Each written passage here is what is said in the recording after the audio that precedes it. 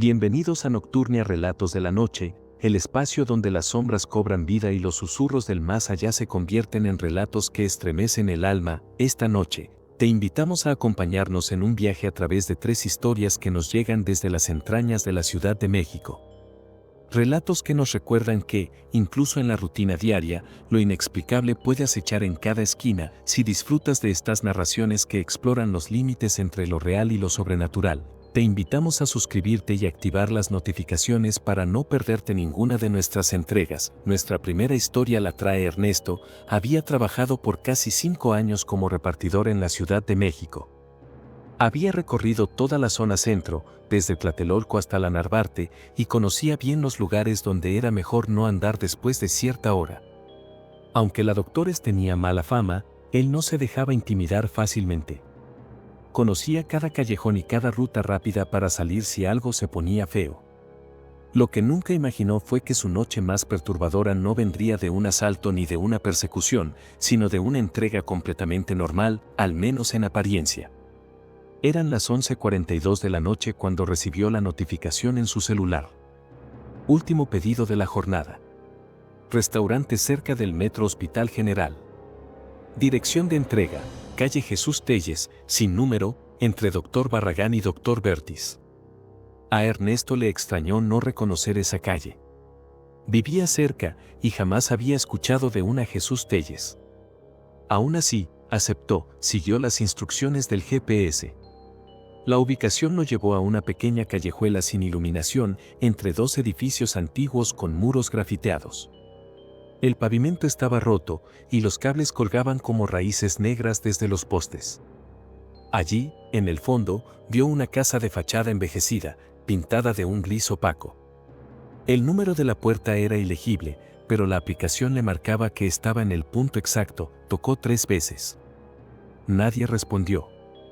Estaba a punto de irse cuando la puerta se abrió. Una mujer anciana, vestida con un suéter de lana y con un rostro cubierto de arrugas profundas, tomó la bolsa sin emitir sonido. No dijo gracias, no preguntó nada. Solo extendió una mano y le dio un billete de 500 pesos. Ernesto le ofreció cambio, pero la puerta ya se había cerrado. El callejón era estrecho y oscuro, pero al menos conocía bien la zona. Sin embargo, al intentar regresar por donde había venido, se dio cuenta de que la calle ya no era la misma. Había faroles antiguos en vez de luminarias modernas. Los letreros estaban escritos con tipografía de otra época. No había coches, ni peatones. Silencio absoluto.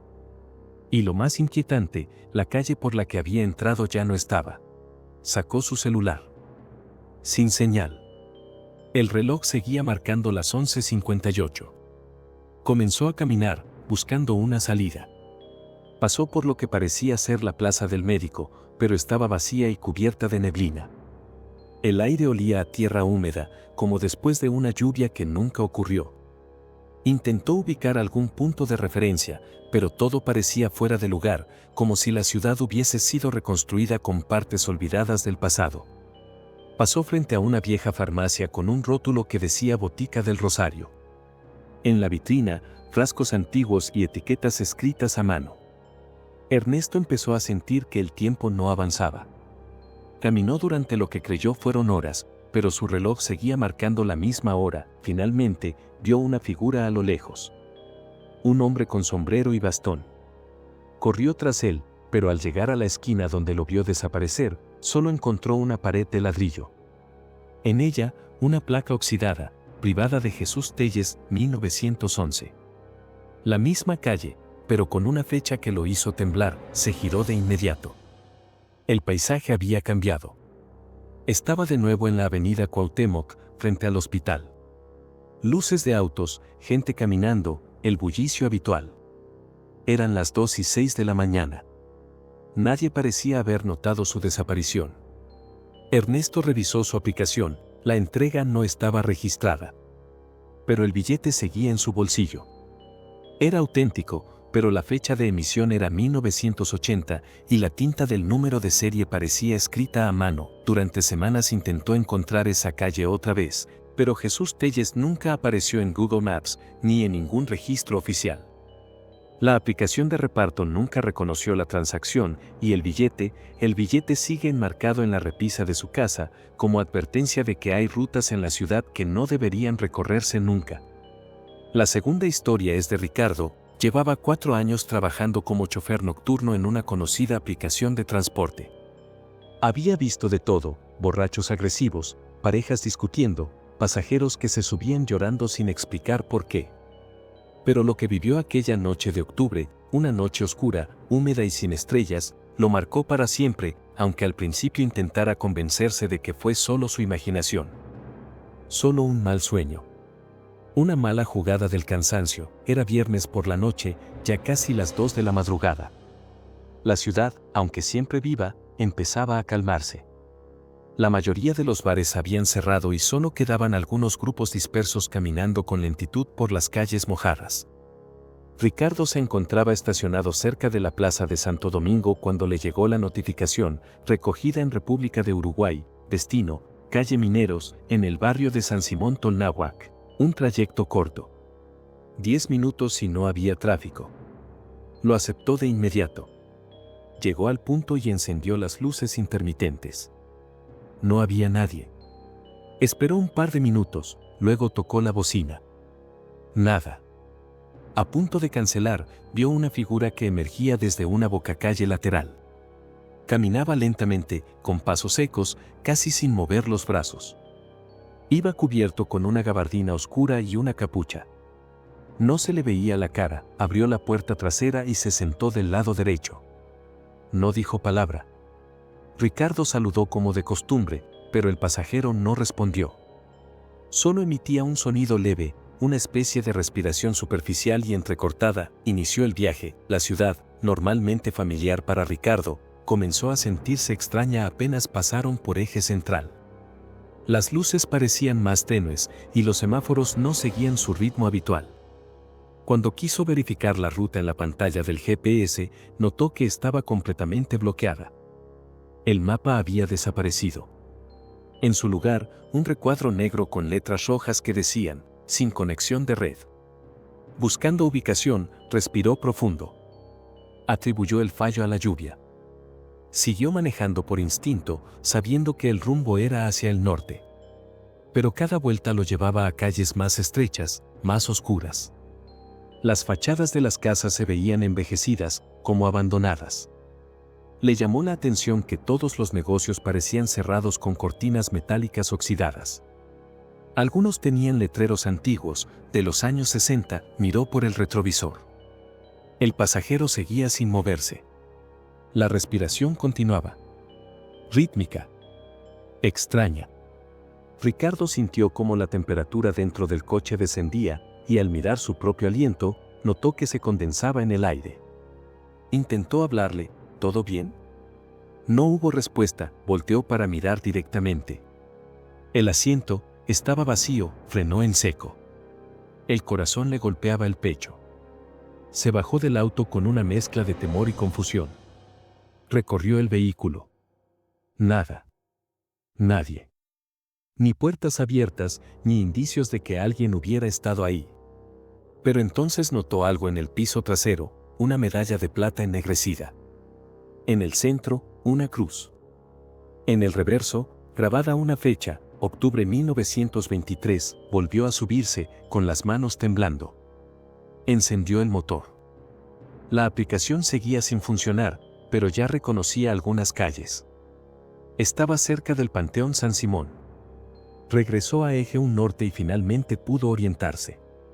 Llegó a casa pasadas las 3. A la mañana siguiente, revisó el historial de viajes. No había registro del último trayecto. No había pasajeros ni tarifas marcadas. Lo peor fue que, al buscar la medalla en internet, encontró una imagen casi idéntica.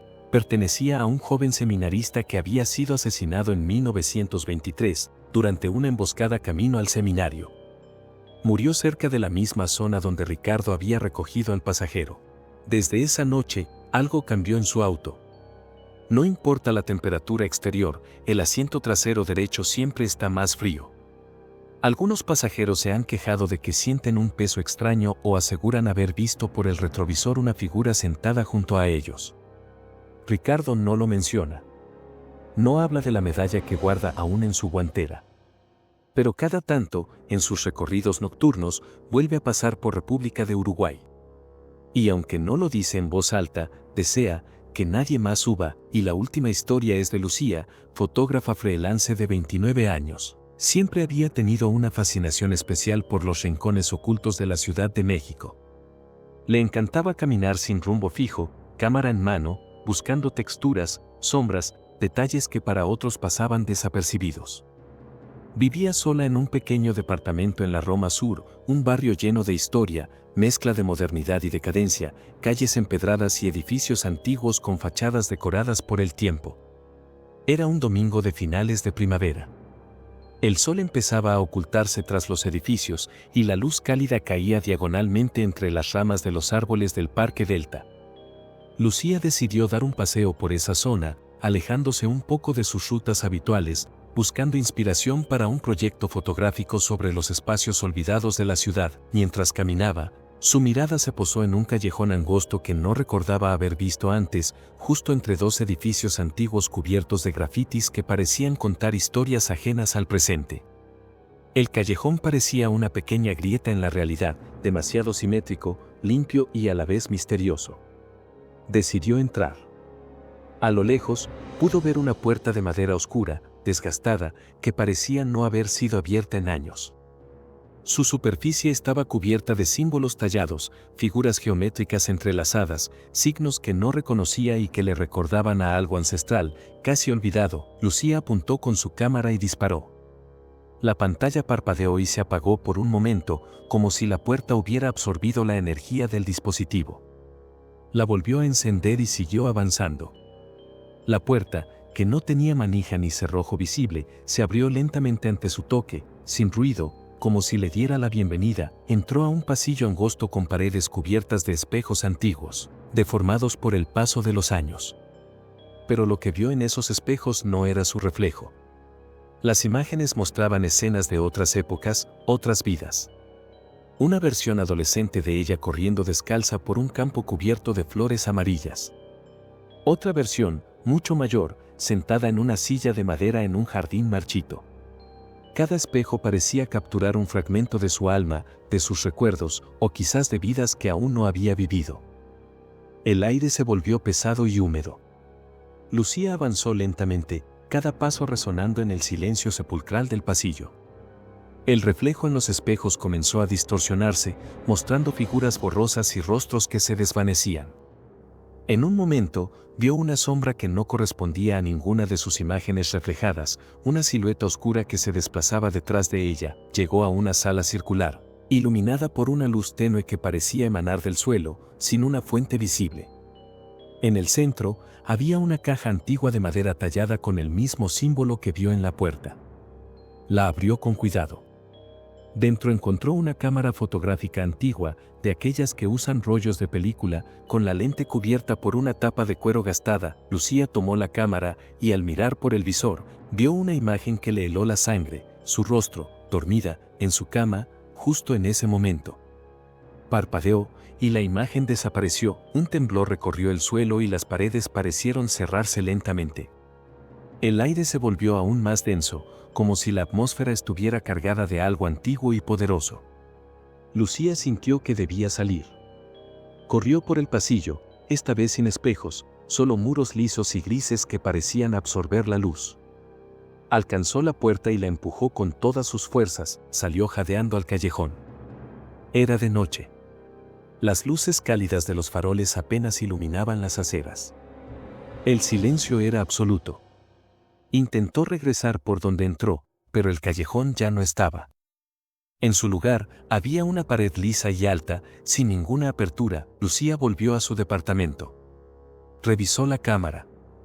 Todas las fotos que había tomado ese día estaban borradas, excepto una fotografía nueva, tomada desde dentro de su habitación, mostrando su rostro sereno mientras dormía. Desde entonces, cada vez que camina por esa zona, intenta buscar el callejón, pero no vuelve a aparecer.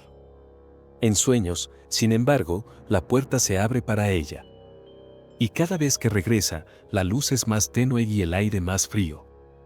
Sabe que hay algo esperando al otro lado, algo que no quiere dejarla ir. Gracias por acompañarme en estas historias reales y escalofriantes de encuentros paranormales en la Ciudad de México. Si te gustaron estas 3 experiencias y quieres descubrir más relatos que te pongan la piel de gallina, no olvides suscribirte al canal, activar la campanita y dejar tu comentario contándonos cuál historia te impactó más. Recuerda, la noche guarda secretos que pocos se atreven a explorar. ¿Te atreves tú a seguir escuchando?